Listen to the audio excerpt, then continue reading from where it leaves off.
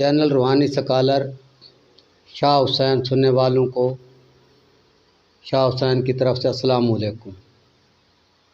سامعین کرام، ہمارے معاشرے میں لوگوں کے ساتھ بہت بار زیادتیاں ہوتی رہتی ہیں، یعنی کسی کی جائیداد چھین لی جاتی ہے تو کسی پر جھوٹا کوئی کیس بنا دیا جاتا ہے، کسی کے خلاف کوئی جھوٹی پرے پنجایت جرگہ بنا دیا جاتا ہے، تو بے کس بے سہارا اور غریب آدمی ان معاملات سے اس سرزمین پر تنگ حال رہتا ہے۔ تو سب کچھ کرنے والا اللہ ہے، لیکن انسان جب کوشش کرتا ہے تو اللہ تعالیٰ بھی رحم فرما دیتا ہے، اور اللہ تعالیٰ کسی کی محنت کو ضائع نہیں کرتا۔ لیس الانسان الا ما سعی، انسان کو اس کی کوشش کے مطابق ضرور ملتا ہے۔ سامعین، میں اب آپ کو عمل بتاتا ہوں۔ اگر آپ کا کسی کے مد مقابل کوئی کیس چل رہا ہے، جھگڑا چل رہا ہے، فساد چل رہا ہے، تو اس میں آپ کا کوئی حق مارا گیا ہے یا آپ پر بیجا بہتان لگایا گیا ہے یا بہتان لگنے کی یا حق مارے جانے کا خطرہ ہے، تو ایسی صورت میں آپ یہ عمل کریں۔ روغن کدو یہ ہر پنسار سٹور وغیرہ سے عام مل سکتا ہے۔ روغن کدو پر 41 بار 3 بار اول 3 بار آخر درود شریف، اللہم صلی علی محمد و علی آل محمد و بارک وسلم، کوئی سا دروشی پڑھ سکتے ہیں، 3 بار پہلے 3 بار بعد۔ درمیان میں بسم اللہ الرحمن الرحیم 41 بار پڑھ کر اس روغن پر پھونک ماریں گے۔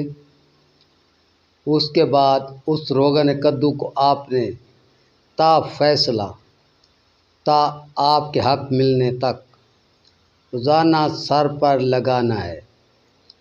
ایسے نہیں لگانا کہ ایک انگلی اس میں ڈبوئی اور سر پر لگا لی تو لگ گیا، یہ مطلب نہیں ہے۔ روزانہ سر پر لگانے سے مطلب یہ ہے کہ روغن کدو اتنا لگایا جائے کہ آپ کے سر کے جو بالوں کے نیچے آپ کا چمڑا ہے اور جو خلیات ہوتے ہیں دماغ کے، ان تک روغن کدو پہنچے۔ ایک تو آپ نے یہ کام کرنا ہے، اور صبح اٹھتے ہی روزانہ اللہ کے آگے عاجزی کرنی ہے، اللہ کے آگے رونا ہے، رونا نہ تو رونے جیسی شکل بنانی ہے، اور آسمان کی طرف منہ کر کے دل ہی دل میں اللہ کے آگے عاجزی کرنی ہے اور اللہ سے مدد مانگنی ہے۔ اور یہ روغن کدو روزانہ سر پر لگانا ہے۔ جب ایک دفعہ دم کیا ہوا ختم ہو جائے تو پھر آپ دوسرا روغن کدو لے کر اس کو اسی طرح دم کر کے محفوظ رکھ لیں گے، اور اس دم شدہ روغن کدو کو آگ پر نہیں رکھنا، یہ یاد رکھنا ہے۔ اور دوسری بات، ایسی کسی بھی آپ دربار پر چلے جائیں جہاں کبوتر لازمی رہتے ہیں، اکثر درباروں پر یا درباروں کے ملحقہ مساجد پر کبوتر رہا کرتے ہیں، خصوصاً جس کو ہم جنگلی کبوتر کہتے ہیں۔ تو آپ نے کسی بھی ایسے مزار پر، ایسے دربار پر، ایسی زیارت پر جانا ہے جہاں کبوتر زیادہ سے زیادہ رہتے ہیں۔ وہاں جا کر آپ نے اپنے عقائد کے مطابق فاتحہ درود پڑھ کر وہ بخشنا ہے، یا اپنے عقائد کے مطابق جو ہی کرنا ہے وہ کرو گے۔ اس کے بعد حسب توفیق کوئی بھی میٹھی چیز لے کر وہاں بچوں میں تقسیم کر دینا ہے۔ اگر وہاں کوئی بچہ اور انسان موجود نہ ہو، خدا نہ خواستہ آپ ایسے اوقات میں کسی زیارت پر دربار پر جاتے ہیں، تو پھر کچھ میٹھی چیز کیڑوں مکوڑوں کے سوراخوں پر ڈال دینا ہے، ادھر ہی اسی دربار کے نزدیک جہاں کیڑوں مکوڑوں کے سوراخ ہوں یا قبرستان میں۔ مٹھائی کیڑوں مکوڑوں کے سوراخ میں ڈالنے کے بعد یا انسانوں میں تقسیم کرنے کے بعد آپ نے کیا کرنا ہے، وہاں پر موجود کبوتروں کے زمین پر جو جو پر گرے پڑے ہوں گے وہ پر تسلی سے ایک ایک کر کے اٹھانا شروع کر دینا ہے، حتیٰ کہ کوئی پر اگر تھوڑا بہت میلا بھی ہے تو اس کو بھی اٹھاؤ گے۔ اٹھانے کے بعد یہ پر کم سے کم 2 تولہ آپ نے اکٹھے کرنے ہیں۔ اگر آپ ایک بار کسی دربار زیارت پر جاتے ہیں تو اگر ایک بار 2 تولے پر آپ کو نہیں ملتے تو ایسی شکل میں آپ نے کیا کرنا ہے، آپ اسی طریقہ کار کے مطابق کسی دوسری دربار پر چلے جائیں گے، یا اسی دربار پر 1 2 4 دن چھوڑ کر چلے جائیں گے۔ یعنی یہ آپ کو اجازت ہے کہ خواہ اسی دربار پر دوبارہ چلے جائیں، خواہ کسی اور دیگر دربار پر دوسرے چوتھے روز چلا جائیں۔ اسی طریقے مٹھائی انسانوں میں بچوں میں تقسیم کرنا ہے یا کیڑوں مکوڑوں کو ڈالنا ہے، اس کے بعد وہاں پر موجود کبوتروں کے پر لینے ہیں، حتیٰ کہ خواہ آپ 1 بار جائیں خواہ 10 بار جائیں، آپ نے 2 تولے کبوتروں کے پر اکٹھے کرنے ہیں۔ ویڈیو آگے سننے سے پہلے چینل سبسکرائب کریں، ویڈیو کو لائک کریں اور گھنٹی کا بٹن دبا کر کمنٹ کریں، تاکہ آپ اگر یہ محنت کریں تو اس سے آپ کو ہماری طرف سے اجازت ہو اور آپ گارنٹی سے کامیاب ہوں اپنے مقصد میں۔ اچھا، تو کبوتروں کے پر آپ نے 2 تولے لینا ہے۔ یا ایک بات اچھی طرح ذہن میں رکھ لیں کہ یہ ان کبوتروں کے پر آپ نے لینے ہیں جو دربار پر رہتے ہوں یا دربار سے ملحقہ مساجد میں رہتے ہوں۔ جبکہ اگر کوئی ایسی مسجد ہے جہاں دربار نزدیک نہیں ہے اور کبوتر وہاں رہتے ہیں تو وہ پر آپ نے نہیں لینے۔ سمجھ گئے ہوں گے امید ہے آپ کہ یعنی دربار والے کبوتروں کے پر لینے ہیں۔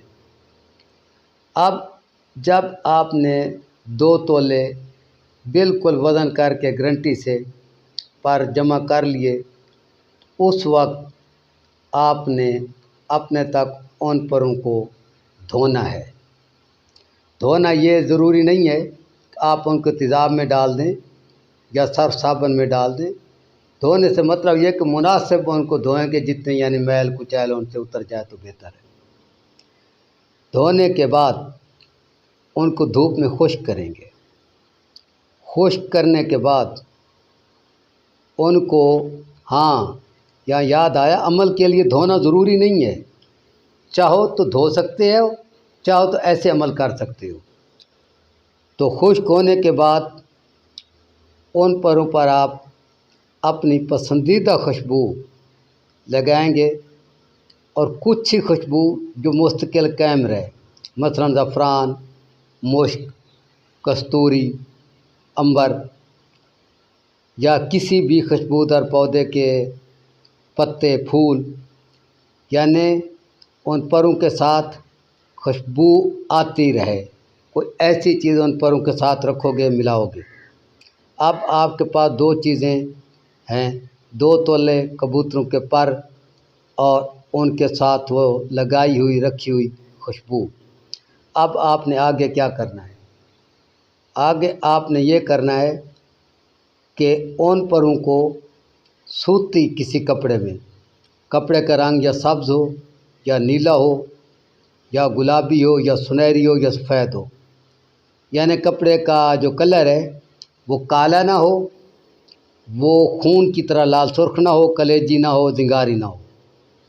تو جو 2-3 رنگ میں نے بتائے ان میں سے کسی بھی رنگ کا کپڑا، اور سوتی کپڑا جس میں ہوا بخوبی گزر سکتی ہو، پاک صاف نیا یا دھلا ہوا، لے کر وہ کبوتروں کے پر اور خوشبو اس کپڑے میں باندھ دینا ہے۔ اس کے بعد اس کپڑے میں باندھنے کے بعد آپ نے وہ پر اور خوشبو بطور تویز یا اپنے گلے میں چاہیں تو لٹکا سکتے ہیں، سینے پر ڈال سکتے ہیں، یا اگر آپ چاہیں تو اپنے بازو پر بھی باندھ سکتے ہیں۔ ان دونوں جگہوں میں سے جس جگہ مناسب سمجھیں، آسانی سمجھیں، باندھیں۔ باندھنے کے بعد کیا کرنا ہے؟ روزانہ جب صبح اٹھنا ہے تو اللہ کے آگے عاجزی اور رونا، وہ جو پہلے میں سب کچھ کہہ گیا ہوں، وہ چارپائی اترنے سے پہلے کرنا ہے، یعنی چارپائی سے نیچے اترنے سے پہلے کرنا ہے۔ چارپائی سے اترنے کے بعد آپ ضروری حاجات سے فارغ ہو کر وضو کریں گے۔